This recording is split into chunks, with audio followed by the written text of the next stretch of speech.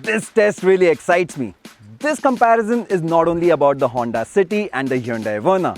This test is also about naturally aspirated versus turbo petrol, CVT versus DCT. So in this test, we'll find out which of these cars are the fastest and the most involving to drive. But apart from the fun stuff, we'll also critique these cars on their styling, practicality, in-car comfort, and the most important, rear seat experience. So clearly both these cars are stylish but in their own way. Where the Honda City is all about smooth creases and being elegant, the Verna on the other hand looks lean, mean and sporty. As compared to the normal variant of the Verna, in the turbo version you get no chrome at all. Instead, the grille and the Ford diffuser at the back is finished in sportier gloss black. The Verna in fact is more than 100 mm shorter than the City, but has the same wheelbase, and combine that with the swooping roofline, it looks athletic and raring to go. So clearly there's not much to complain in the way the Verna looks. But I'm not too sure of this. What's with this? It looks like the bumper has melted. The City on the other hand is clearly a size bigger and it looks more grown up too. It also looks like a mini Accord, long, elegant and understated. Yes, you might ask where's the bling except for that massive chrome mustache. Well, the bling is in the City's lighting system. The all-LED headlights are beautifully detailed and even the integrated turn light strip looks fantastic. The fog lamps are LED too, so are most of the bulbs used in the tail lamps as well. Honda's love for LEDs doesn't end here. Even the interior lighting is all LED, but thankfully City doesn't have to rely on just that for the bling, because the dash layout itself is really modern and elegant. It also has a nice floating design, and because of the design of the dash, the car actually looks wider. But the most surprising bit is the quality. Clearly, it has taken a huge leap forward as compared to the old car. You get nice bits like this leather finish on the dash, and also the clicks that you get from the aircon control gives it an air of quality which the old car never had. Yes, you do find some cheap bits like the plastic surrounding the power window switches, but other than that, this car is hard to flaw, and actually it is slightly better than the Verna as well. Even the instrumentation of the City looks classy as compared to the gimmicky all-digital dials on the Hyundai. Honda has executed the part digital, part analog instrumentation beautifully. The conventional speedometer dial is easy to read, and the digital dials for the tacho and other car functions like trip computer just looks fantastic. You also get a G-meter over here. How cool is that? Talking about the driving position of the Honda City, you sit quite high and you get a great view up front. Even the front seats are more comfortable as compared to the Vernas. But there are one or two problems. For example, the seat is set at the lowest setting and I have about 1.5 inches of headroom remaining. For me, it's not a problem, but for anyone taller than 6 foot, it might be an issue. Another annoying bit in the front seat is the backrest. You can't set it more upright than this, it just locks in here. Even the backrest over here is reclined, but I'm not really complaining because I sit over here to relax.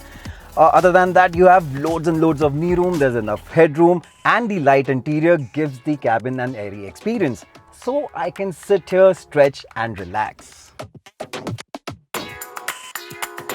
Clearly, there isn't much space in the Verna to really stretch and relax. In fact, by sedan standards, the Verna is quite cramped. You have just about knee room, even the headroom is tight, especially compared to the City. And then there's this all black cabin and the high window line, which gives you an hemmed in feeling. But up front, the all black cabin with these red accents does give the Verna a really sporty feel. So does the driving position. You can set the seat really low, which makes you feel like a boy racer. And if you want more tech, the Verna has that too. Being a Hyundai, this car is loaded with features. You get unique features like ventilated front seats, you get wireless charging, but unfortunately if you have a big phone, it's of no use because it doesn't fit over here. But the real highlight is the touchscreen infotainment system. It feels like a high-end tablet, the touch response is top-notch, and the graphics are really good. The same can't be said of the Honda City's system. I mean, there's nothing wrong with the screen resolution or the touch response. But as compared to the Vernas, the functions aren't as well laid out, and also the physical buttons are tiny and more difficult to locate. In terms of unique features, the Honda City does get a lane watch camera, which is useful to spot cars, bikes or people in your blind spot while turning left. But the execution is not that great. Especially if you're using the navigation, the screen goes off and you might end up taking the wrong left turn. Both these cars also get connected car tech, by which you can get geofence alerts, remotely lock and unlock the car and turn the AC on, and it also gives you feedback on your driving habits.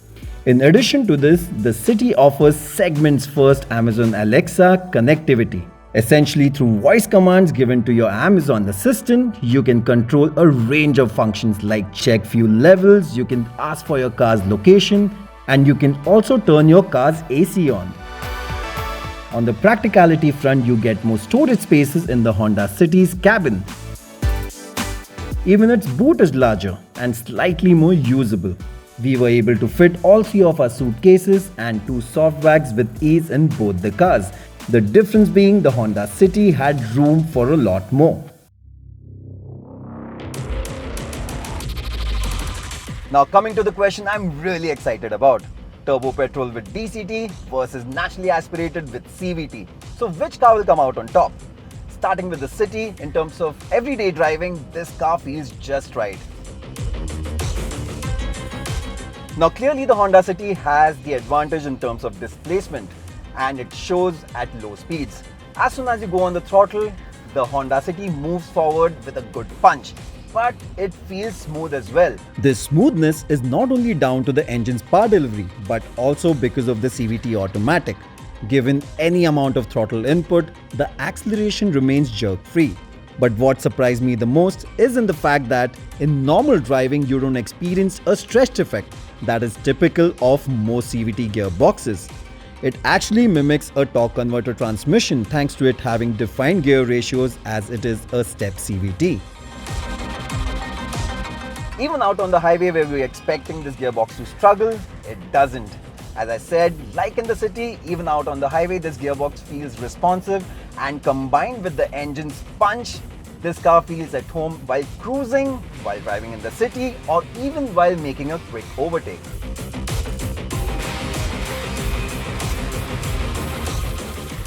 So the Hyundai Verna, I'm really excited about this turbo petrol and DCT.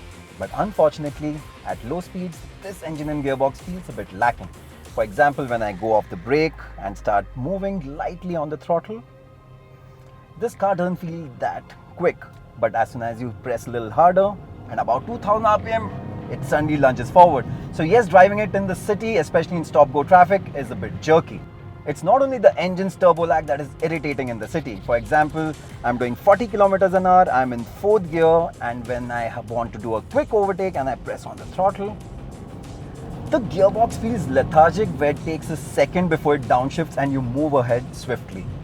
But out on the highway, this engine really shines. This motor's strong mid-range makes driving really fun. You can cruise really well on the highway, and even overtakes are easy.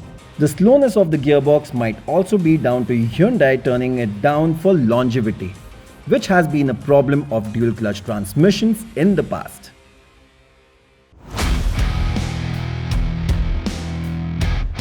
The Verna Turbo doesn't only lag behind the City in terms of ease of driving, but also when it comes to fuel efficiency. The Honda proved to be 4 and 2.5 kmpl more efficient in city and highway cycles respectively.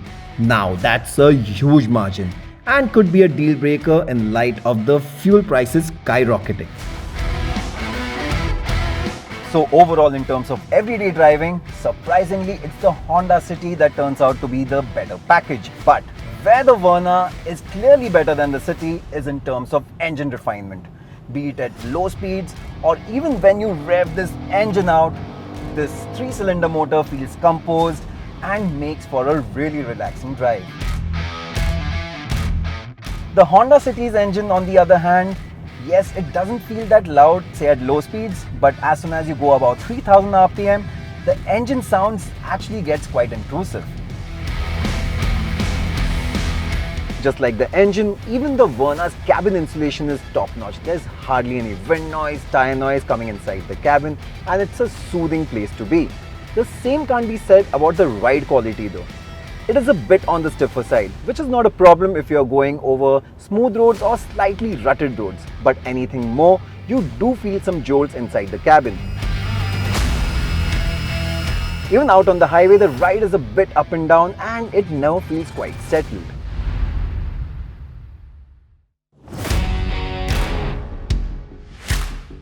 As compared to the Verna, the Honda City's cabin is quite a bit louder. Especially you get quite a bit of road noise through the wheel wells. But other than that, this car's real highlight is the ride quality. Honda has managed to nail it. It's not too soft, it's not too stiff, and even over rough road surfaces it takes it really well. There's good amount of wheel travel, and the beauty of it is even after it's done going through the rough roads, it settles back quickly. So you get a very flat and consistent ride. Another area where the Honda City is much better than the Verna is in terms of straight line stability. At higher speeds, the car feels reassuring, and even crosswinds doesn't really bother this car. Now that we are done with the practical stuff, let's get to the more exciting bit. Which car is faster and more involving to drive?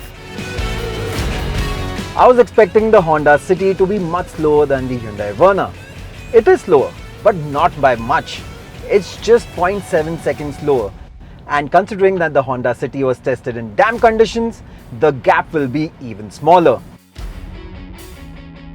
Thanks to the responsive engine and gearbox, even in the drivability test, the Honda City is actually quicker than the Verna. Yes, this CVT gearbox does have some limitations, especially when you're pushing the engine all the way to the red line, where it feels a bit stretched and disconnected. When it comes to handling, the chassis feels really good. It feels more willing to change directions as compared to the Verna, and even the steering feels direct. So talking about the Verna's fun to drive factor, definitely the biggest highlight is the engine, because it's got so much torque and it's really addictive to rev it all the way to the red line. It is also refined, so you don't really mind doing that. But the area where this engine is let down is by the DCT transmission once again. It's a little slow to shift, and even when you're using manual mode, it doesn't respond instantly. In terms of cornering ability, the chassis is nice in neutral, but the spoil sport is the steering, which is a little vague and doesn't give you much confidence. So which car wins this test? Let's get rid of the pricing bit first. Now with the old versions of these cars, the pricing difference was huge.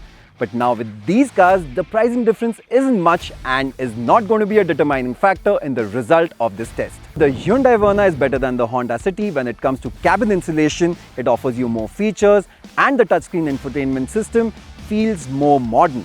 But other than that, the Honda City offers you much more. It gives you better space and comfort. It has a better ride, is easy to drive, and the most surprising bit is, on the inside it feels more premium than the Verna. So clearly the Honda City is the more practical choice. But what about fun to drive? Let's start with the Verna. So the Verna clearly looks sporty, and it's got that turbo petrol engine which gives you a lot of torque and is fun to drive. But what lets it down is the DCT transmission, which is on the slower side, and even the steering feels a bit vague. And this is where the Honda City really surprised us. Yes, the CVT gearbox, especially when you're pushing, feels a bit disconnected. But other than that, it's got better handling dynamics. Even the steering feels more direct. And considering that it is a more practical car, it is the clear winner of this test.